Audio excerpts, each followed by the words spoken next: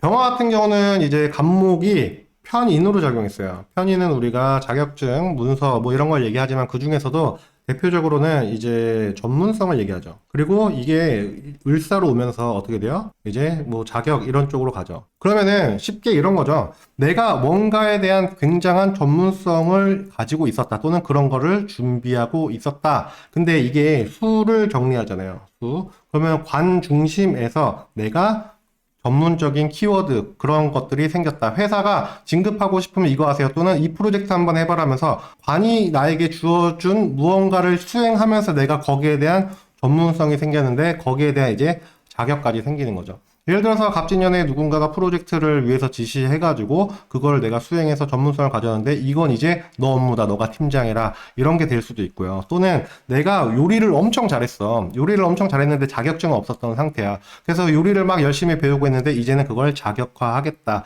이런 식으로 내가 갑진년에 해왔던 것들에 대해서 자격화하려는 그런 성향으로 바뀌겠죠. 그래서 이 방향성 자체는 상당히 긍정이다 볼 수 있고요. 일단 갑진이라는 것 자체가 화를 굉장히 필요로 했기 때문에 제가 갑진년 운세에서 화를 나쁘게 얘기한 적, 특히나 병화에 대해서 나쁘게 얘기한 적이 거의 없어요. 다만 이 병화가 이 갑목을 통해서 수를 해결하는데 사주에 금이 굉장히 강하거나 금이 강하면 금생수를 만들어내면서 금극목을 해버리잖아요. 그래서 금이 강하지만 않다면은 이제 병화들 같은 경우는 대체로 긍정적일 거다 이렇게 말씀드렸습니다. 자, 그래서 병화라는 거는 전문성을 취하고 내가 한 등급 업그레이드가 된 상태로 을사를 맞이합니다. 왜냐? 업그레이드는 언제 됐어요? 갑진년에 됐잖아요. 근데 여기서 문제가 뭐냐면은 병화가 사화를 만났네? 그럼 이거는 근으로 작용하죠. 그리고 을사는 난하고 조하단 말이에요. 그러면 을목이 언제든 타 죽을 수 있어. 이거는 병화가 조심해야 되는 착각과도 같습니다. 착각하면 안 된다. 이게 내가 지금까지 해왔기 때문에 내 것이어야 된다는 당위성을 가지는 쪽으로 갈 수도 있어요. 그 부분에 대해서는 조심해야 된다. 그럼 병화가 어떻게 되겠습니까? 일단 갑진년에서 을사로 가면서 뜨겁다가 되겠죠.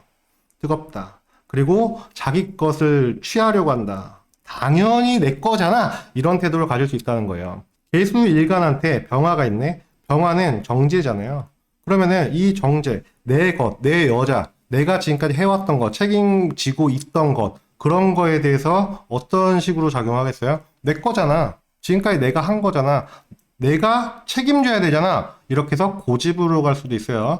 그래서 개수일간들 대체적으로 긍정이지만 개수가 화가 있어. 화가 그리고 목화가 강해. 그러면은 개수가 조금 을사가 그렇게 좋지는 않거든요. 대신에 그 전에 너무 빠르게 이제 수를 해결할 수 있었다는 거고. 병화가 있고 없고 가지고 얘기하는 것이 아니고 개수한테 있어서 병화는 내 거잖아 라는 내 소유권을 주장할 수 있어요. 그게 내 사주에 따라서 당연히 너 거지 이렇게 작용하는 사주들도 있겠죠. 목화가 약해야 돼요. 근데 반대로 내 거잖아 했는데 야 그게 왜 네 거야? 잠깐 너한테 맡긴 거지. 웃긴 놈이네. 이런 식으로도 가각 괜히 문제 생길 수도 있습니다. 그래서 내 사주에 따라서 내가 내 소유권을 주장하는 데 있어서 조금 조심해야 되는 걸 얘기하는 거고, 그리고 이제 뭐 우리가 소송 같은 경우도 많이 하잖아요. 소유권 그런 것 때문에 개수인 분들이 만약에 소유권을 가지고 법적인 뭔가 분쟁이 있다라고 한다면은 그런 부분에서도 리스크가 어느 정도 있습니다. 목화가 강할 경우에는. 알겠죠? 그래서 병화에 대한 당위성, 그런 것들을 굉장히 이제 주장하게 될 수 있는 그런 운으로 작용할 수 있죠. 그게 이제 앞으로 을사뿐만 아니라 그게 구체화된다. 그래서 정축월 같은 경우는 병화 일간들 또는 내 사주에 병화가 있다. 그리고 그 병화가 어떠한 십성을 가지고 있냐에 따라서 그거에 대한 고집을 부릴 수 있습니다. 기토라고 보면 정인으로 작용하죠. 내가 생각하는 것이 당연하다라는 거에 매너리즘에 빠져버릴 수도 있어요. 기토가 이제 병화를 갖고 있는 경우 인성을 써야 되는 그런 사주라고 했을 때 그런 부분에 있어서도 그것도 리스크로 작용할 수 있기 때문에 병화가 너무 근이 들어와서 당연하다 생각한단 말이에요. 그런 부분을 조금 조심해야 된다. 그게 정축월에 어느 정도 구체화된다고요. 그러면 그거를 가지고 조심해야 된다고. 그걸 조심하지 않으면 결국 월운이 바뀌면서 또 마음이 또 변해. 내가 이땐 이렇게 해야지 객관적인 계획을 세워놓고 우리가 방학이 오기 전에 구체적인 시간표를 짜놓고 나서 방학이 정작 오면 어때요? 하루하루 미루다가 여러분들 다 그런 경험 있잖아요. 막 계약하기 전에 하루에 일기 막 30개씩 쓰면서 그런 것처럼 계획은 그때 가면 바뀔 수 있어요. 그런데 우리가 중요한 건 뭐예요? 정축월에 내가 든 생각과 내가 이건가 싶어 한 것들, 그런 것들 조심해야 된다. 자, 정화를 볼게요. 정화 같은 경우도 이제 간목, 정인으로 작용했어요. 정인에서 이제 을목이라는 편인에 작용을 할 거예요. 제가 갑진년 같은 경우는 비수로 작용할수록 좋다 그랬어요. 근데 정화는 기본값 자체가 열로 작용을 하죠. 열로 작용하면 진토에 의해서 뭐가 생겨요? 습이 발생을 합니다. 습이라는 거는 문제를 얘기해요. 여러 가지 복잡한 문제들. 자, 그래서 정화가 간목을 본다. 어떻게든 내가 정인을 취하기 위해서 그 1년 동안의 과정이 있어서 습이 발생하고 문제가 생길 수 있었어요. 정화가 열로 작용하는 사주. 정화가 열로 작용한다는 건 기본적으로 여름생이거나 뭐 그런 것들 얘기하는 거죠. 일주로 보면 뭐 정밀주가 가장 열에 가까울 것이고, 하지만 뭐 겨울에 태어난 정밀주 갖고 또 엄청 강한 열이라고 볼 수는 없기 때문에 그거는 여러분들 사주 구조에 의한 편차를 잘 계산을 하셔야 됩니다.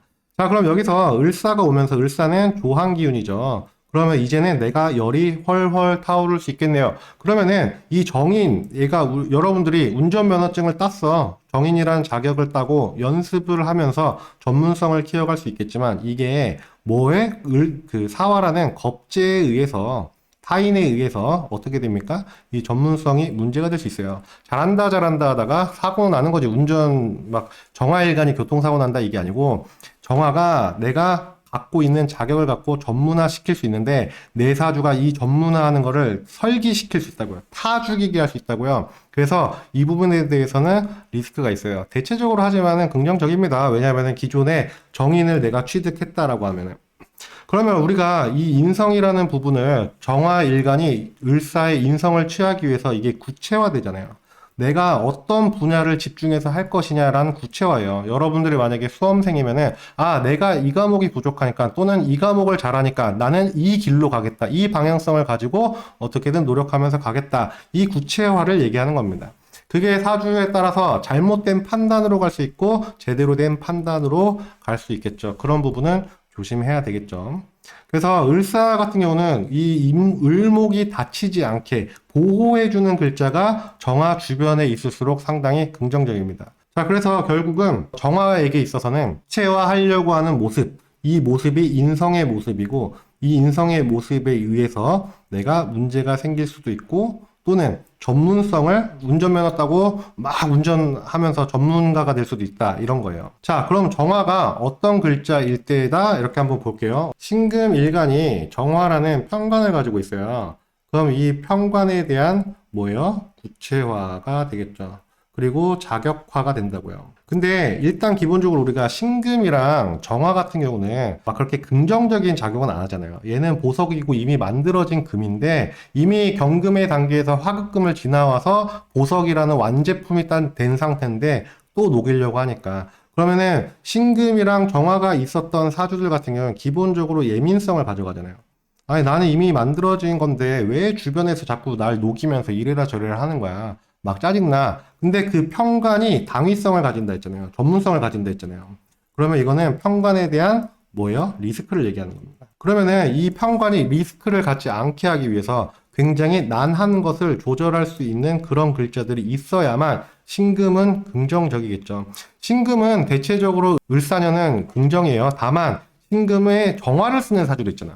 신금이라는 한 글자만 놓고 보면 을사가 나쁘기가 어려워요. 갑진이라는 이제 갑목을 취하겠는데 조금 힘들었어. 왜냐하면 젖은 나무니까 이게 싹둑 자르는 게 쉽지가 않았거든. 하지만 이제 신금이 을사로 오면서 완전 자기 세상에 온 거잖아요.